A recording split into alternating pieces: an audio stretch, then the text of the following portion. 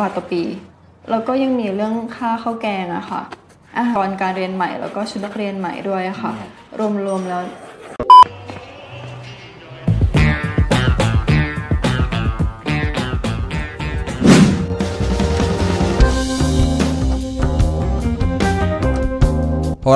Assalamualaikum warahmatullahi wabarakatuh.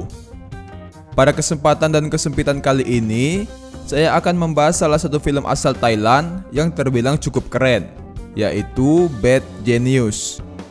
Film yang dirilis pada tahun 2017 lalu ini menceritakan tentang sekelompok orang jenius yang mendapatkan banyak uang dari kegiatan contek-mencontek. Bagi kalian yang masih duduk di bangku sekolah atau bangku kuliah, film ini mungkin sangat cocok untuk Anda tonton, dikarenakan setelah menonton film ini, kalian mungkin bisa mengaplikasikan cara-cara mencontek di film ini dalam kehidupan nyata. Oke, langsung saja, ini dia alur cerita dari film Jenius Nakal.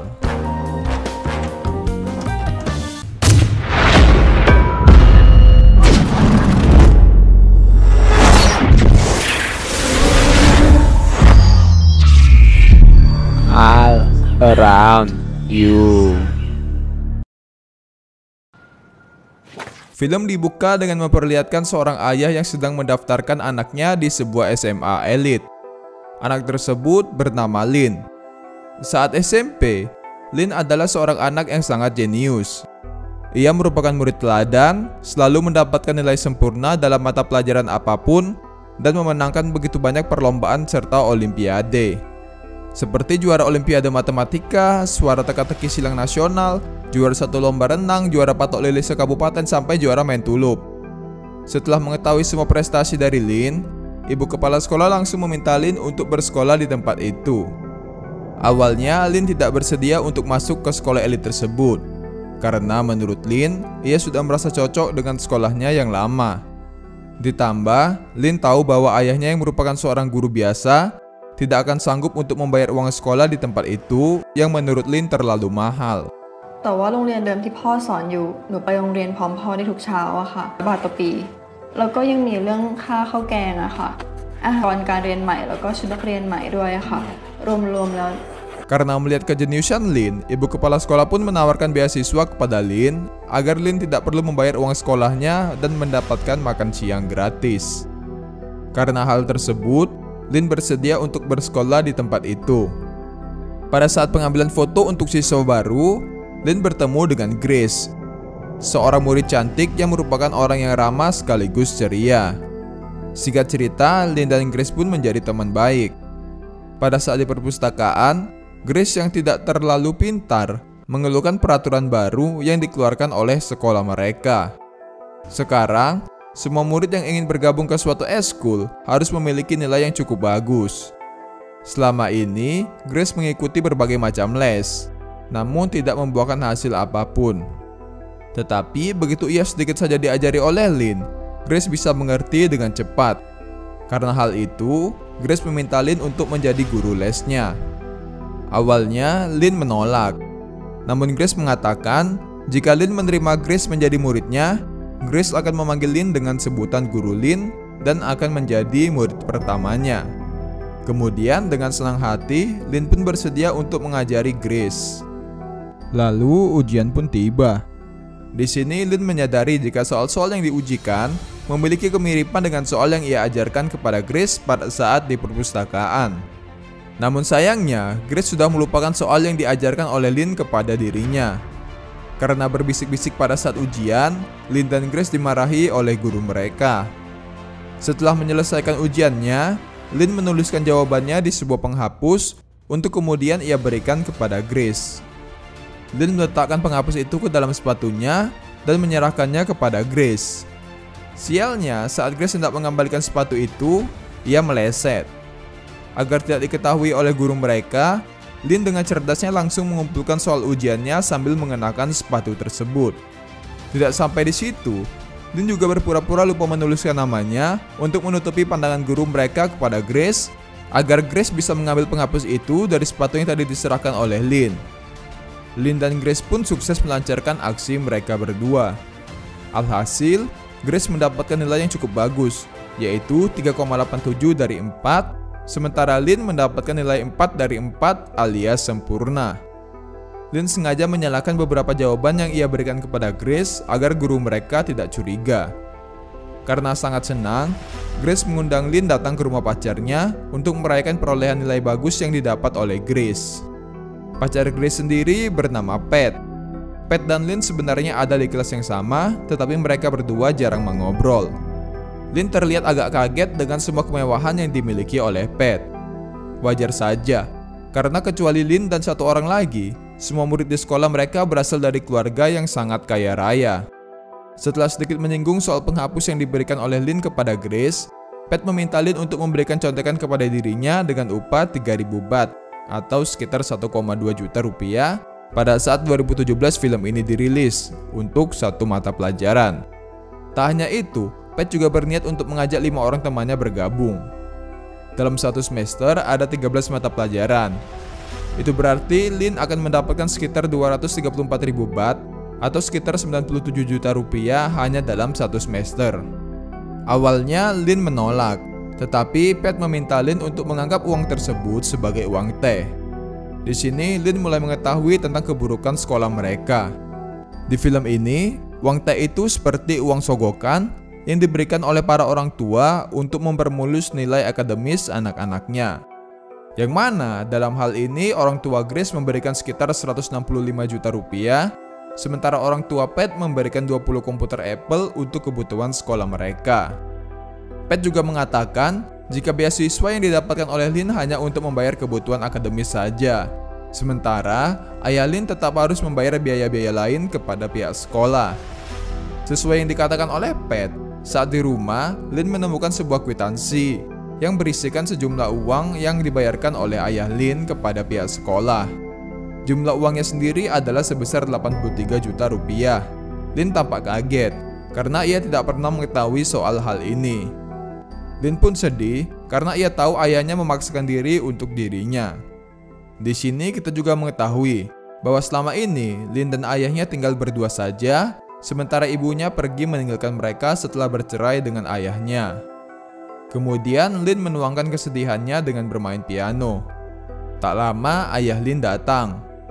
Lin menanyakan alasan mengapa ayahnya memasukkan Lin di sekolah itu.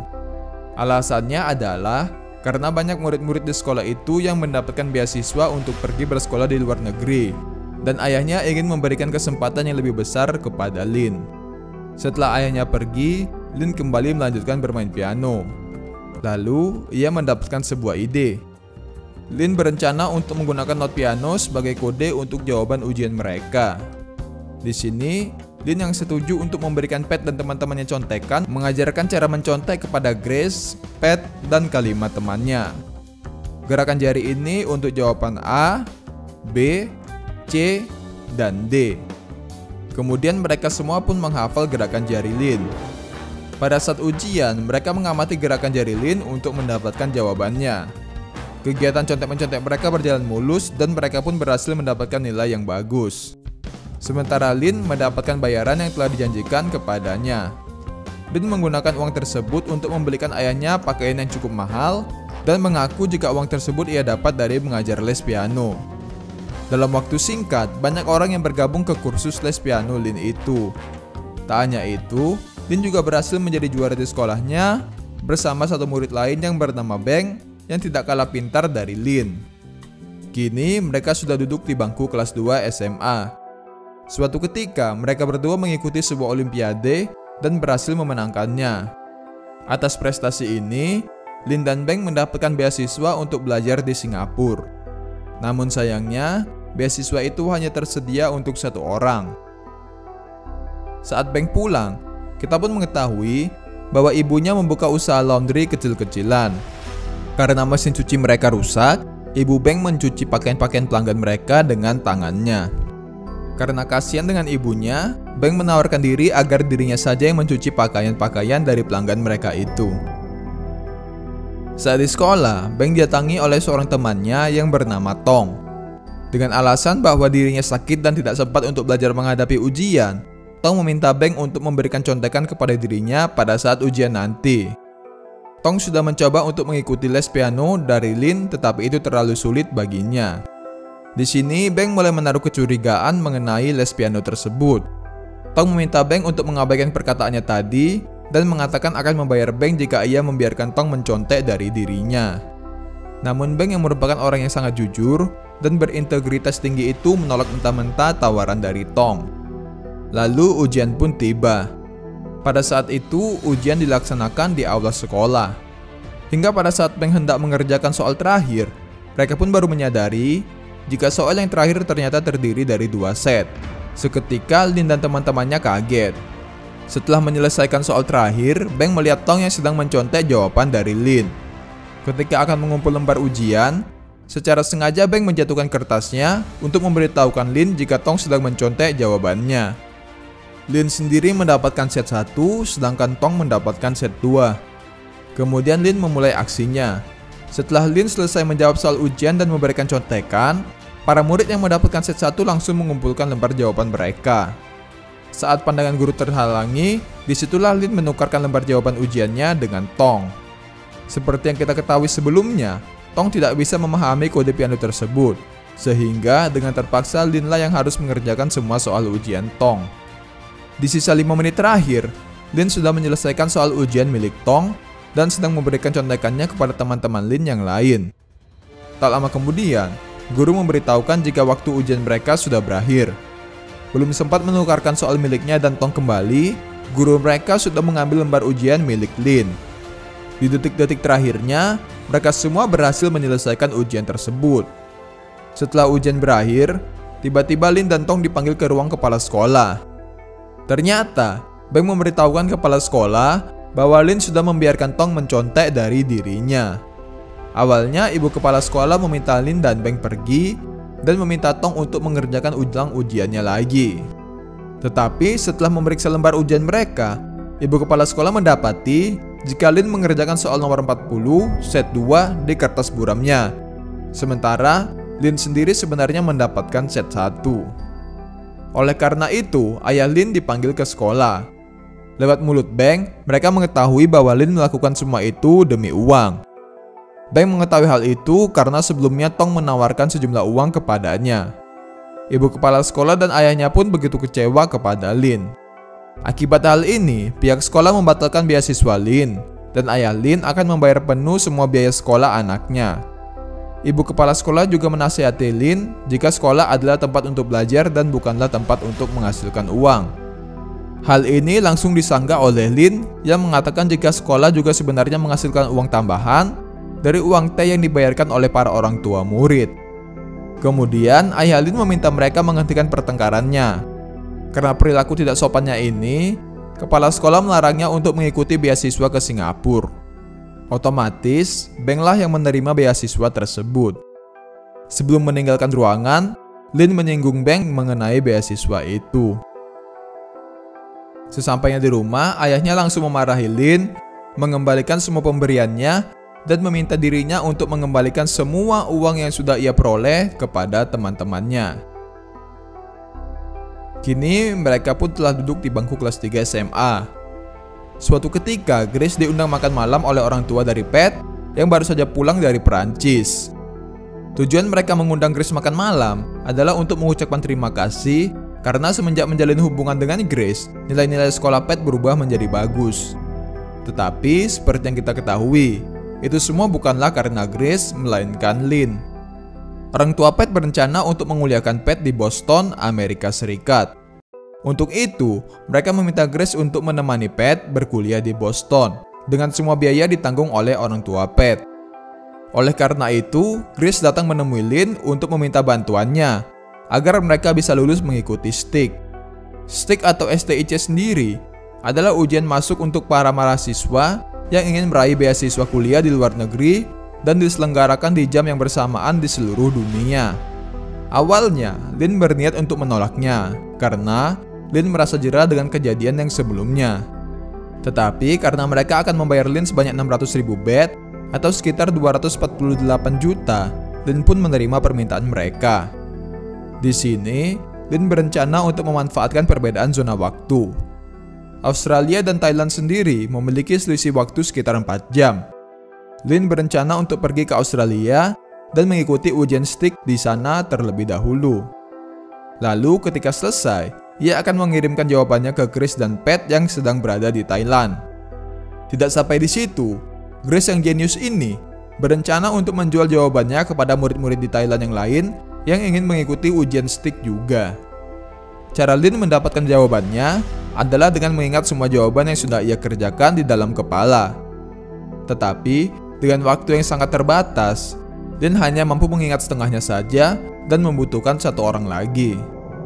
Lalu, Shin berpindah ke Beng yang sedang mengantarkan cucian laundry. Tiba-tiba, Beng didatangi oleh dua orang pria yang mengatakan jika dirinya telah menabrak spion mobil mereka.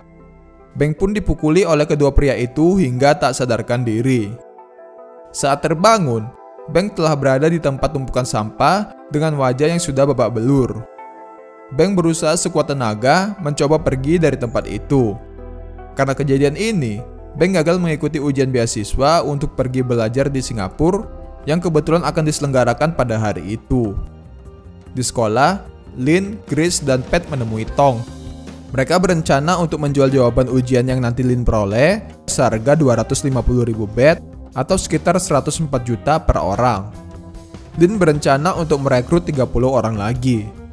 Karena lebih dari itu terlalu beresiko, sedangkan kurang dari itu uang yang mereka peroleh tidak sepadan dengan aksi yang mereka lakukan. Kebetulan, Tong sudah memiliki 30 orang dari grup STIK-nya untuk mereka rekrut. Pat meminta mereka semua untuk merahasiakan hal ini dan jangan sampai diketahui oleh siapapun. Setelah itu, Pat mengumpulkan 30 murid yang akan membeli kunci jawaban dari mereka.